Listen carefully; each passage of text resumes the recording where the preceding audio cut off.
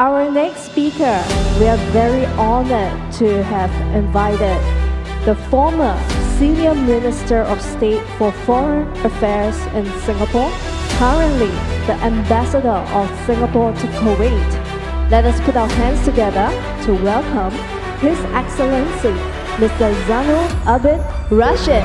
A round of applause, please. Thank you. 大家好，你好吗? That's all I know about Mandarin. Terima kasih, selamat pagi, and warm welcome. Assalamualaikum warahmatullahi wabarakatuh. This is indeed a surprise. I only met Dr.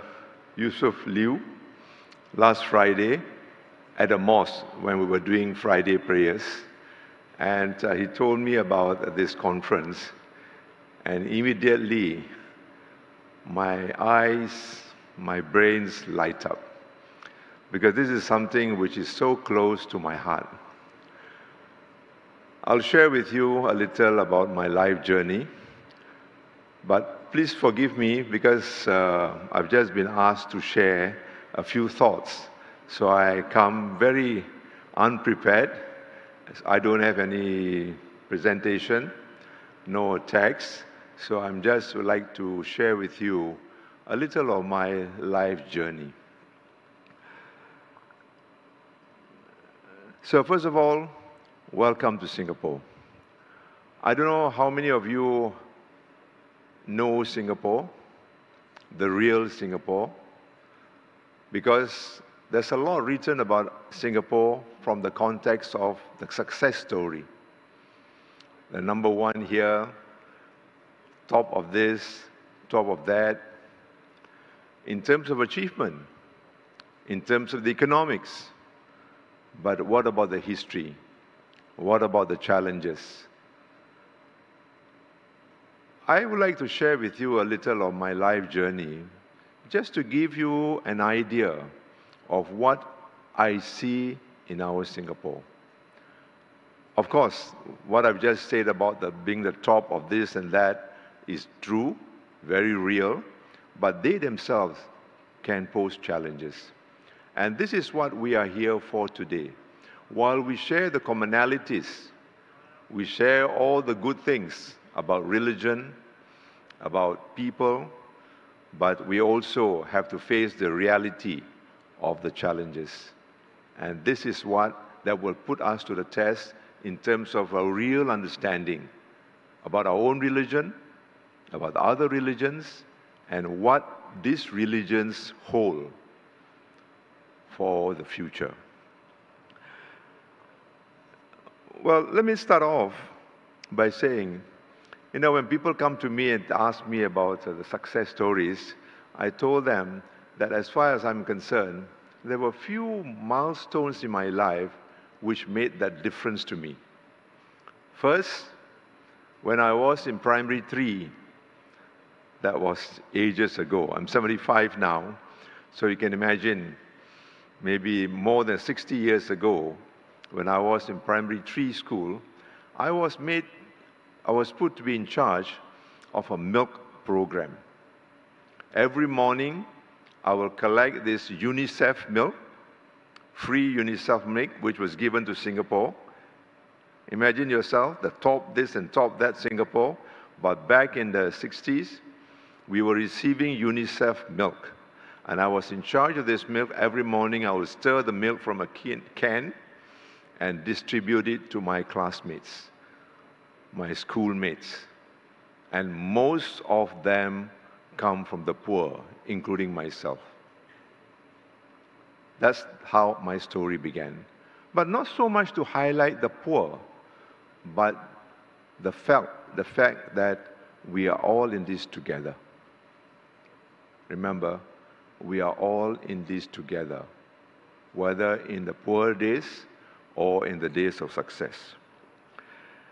The other milestone which I also like to share with you, that was in primary 3.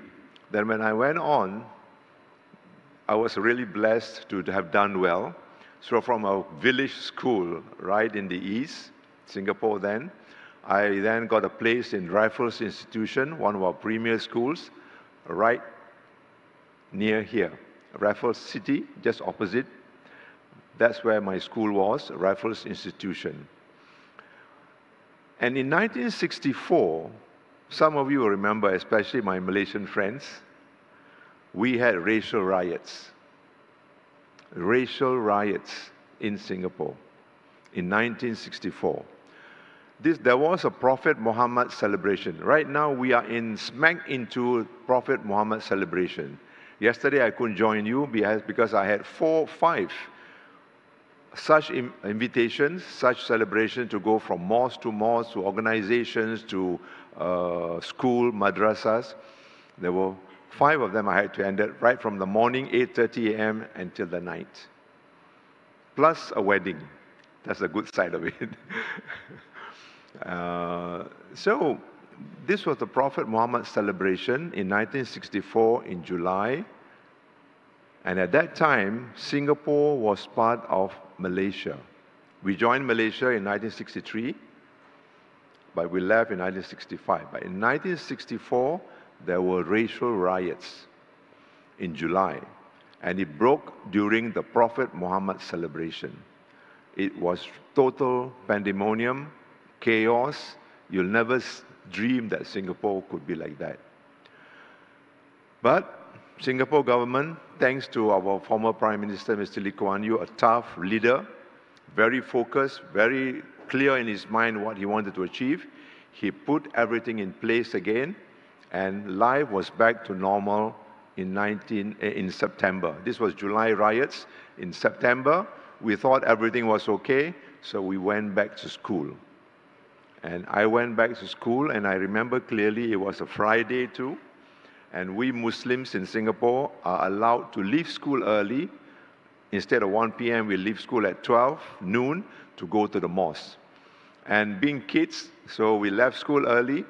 I went to nearby City Hall building, which is nearby here, where the Public Utilities Board office was, to pay my friends' utility bills. As we were approaching the City Hall PUB office, we saw Singaporeans streaming out of the building. And when they saw us, a group of kids there, they asked us, "What are you kids doing here? Riots have broken out. Go home." We couldn't believe our ears. We thought Singapore was back to normal, few months after the real riots in July, but riots had broken out again. And we panicked. We went to Hill Street, where the American Embassy was, where the Chinese Chamber of Commerce is now, and we couldn't find any transport. No buses, no taxis, nothing. And suddenly, we saw an empty lorry came by. And the driver waved at us to give us a lift. And I had a quick look, and I saw a Chinese driver. Oh, my God. Then I had another look. I saw a Malay lorry attendant. So I told my staff and my friends, 50-50. Chinese driver, Malay attendant, so maybe it's safe enough. No choice. So about 20 of us Malays who don't have any private transport, no buses to take, we just climbed onto the lorry and we took a ride. And the lorry went on for about 2 kilometers. And right where Kallang Gaswork was, at Kallang Street, the lorry went dead. And the lorry went dead at a place where there were cottage industries and the Chinese workers were lining the streets. And when these Chinese workers saw 20 Malays from the Lorry Rising coming down, they must have thought the Malays were there to attack them. And they disappeared into the cottage industries, and the next moment they come out with iron bars, bicycle chains, parangs, knives. Can you imagine? School children like me, myself and my friends, we just panicked. We thought we were going to be killed. And I saw with my own eyes, people were being maimed, were being killed. This is 1964 Singapore. I was lucky, blessed, managed to grab a taxi that was passing by, clang into this door for 30 meters, and was pulled into the taxi by one of the passengers and escaped. And it took me to Geylang Serai. This is another thing, and I wish many of you here would have a chance to visit Singapore outside Suntec City, outside the city area. Go to Geylang, go to Joo Chiat, go to see the Malay areas, the Chinese areas. So when I reached Geylang Serai, a Malay area, I dare not go to my house by my front door, because the front door was Joo Chiat, the Chinese area. So I could only go back to my home from the back door, which was the Geylang Serai Malay area. That's the story of part of my life, racial riots. But that strengthened my belief that all the more Singapore must do all it can to make sure that we have our racial and religious harmony. And thank God, today we are proud to say we are truly a very multiracial society and multiracial, multi-religious society living in harmony. But it is something we cannot take for granted. Let me share you another story. Then after that, I got into university and got involved with activities. And in fact, one of my friends was Dato' Anwar Ibrahim, who is now the Prime Minister of Malaysia. So we all joined up and formed what we call the Southeast Asia Muslim Student Association, PERMIAT. Malaysia, Indonesia, and Singapore. But that association did not last more than 5 years. And you know why? Because Malaysia and Indonesian leaders, student leaders, could not agree what kind of Muslim, what kind of Islam they want to be. What kind of Islam they want to project through this association. And the association dropped. So even among Muslims, we have our own challenges. Can you imagine what relation between Muslims and non-Muslims? But anyway, I went on. I was invited by President Gaddafi. Remember President Gaddafi? He was the hero of the Muslim world. He invited Anwar Ibrahim, myself, and the Indonesian leaders. We all went to Libya. And there we got united. Because Gaddafi was telling us, forget about the Western world, forget about the non-Muslim world. You Muslims must unite and fight them. That was the message then. This was in 1974, 10 years after the riots I went through. But we stood firm and stood strong and said, no, no, Gaddafi. We don't want to just work among ourselves. We have to work with all Muslims and non-Muslims. So that strengthened my belief about the kind of racial, religious harmony that we have to believe in and work for. That was in Libya. But when I came back here, the government, Mr. Lee Kuan Yew, saw my track record and invited me to be an MP. I said, no, thank you.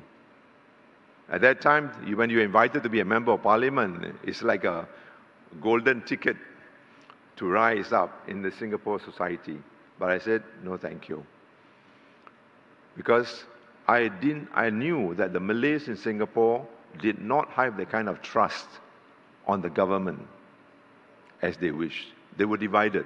Because Singapore joined Malaysia, unfortunately, we were asked to leave. So we had a very tough time during Malaysia days, and we left, and the Chinese and the Malays was wondering, what kind of Malays will Singapore Malays be after being asked to leave Malaysia? So what kind of Chinese were the Singapore Malays are thinking will they be? Will they be realistic enough in the real world of South Asia, the largest Muslim country in the world, Indonesia, our neighbor down south, Malaysia, 55%, 45% Muslims and non-Muslims, struggling to find that kind of formula of success for their own country. What about Singapore? 70% Chinese. I'll come back to this later about the 70% Chinese.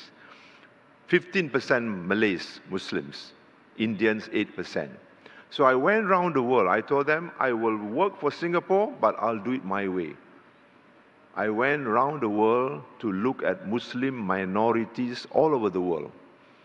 In Europe, of course in South Asia, in Europe, in America. In Europe, I found that the Muslims from Algeria, from Morocco, from Egypt, they all migrated to Europe, But each one of the minority communities have a different world of their own, facing the Germans, facing the French, facing the British.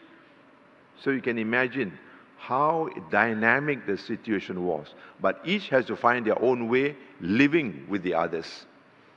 Then I went to America. When I went to America, in fact, I was very impressed. America was so open. They got some of the best Muslims, the best brains of Islam and Muslims from all over the world. They came to America because America was such an open society, including in NASA. That was I was so proud of. When I was in America, I was invited to do my Friday prayers in NASA ground, and I saw, in fact, in a place I didn't know where I was going to, and I saw about 200 Muslims, families, and there was NASA, some of the best brains in the Islamic world. They were in NASA, and they were contributing to American space program. So I saw the potential of Muslims' best minds, contributing to one of the leading world economies and countries in the world. So to me, again, the potential of working together was so strong.